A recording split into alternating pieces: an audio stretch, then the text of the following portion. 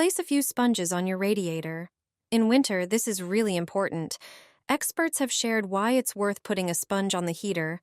During the winter season, when you turn on the heating, the same problem shows up again.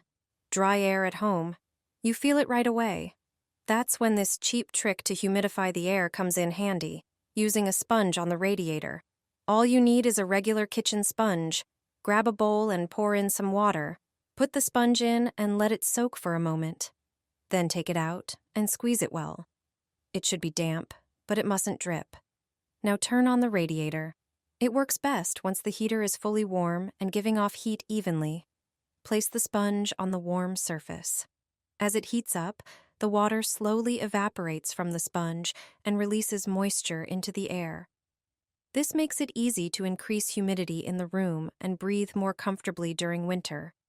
It's a quick way to get better air at home, especially if you're looking for something like how to humidify the air without a humidifier. Just remember to rinse or replace the sponge regularly so it doesn't start holding odors. And don't cover the entire radiator. It's only meant to be a small add-on. A simple winter hack that helps improve the air at home, especially in the bedroom, and makes the room feel easier to breathe in. Place the insulating foil against the radiator.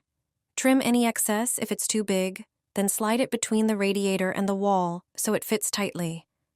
And that's it. The heat emitted by the radiator is trapped by the foil and reflected back into the room. This helps you save on heating bills while enjoying comfortable warmth throughout the house. Set your radiator dial like this, and your heating bills will stop being a problem. Most people don't realize how much proper thermostat settings affect energy use. The dial on your radiator lets you control the temperature in each room individually. You just need to know what the numbers mean.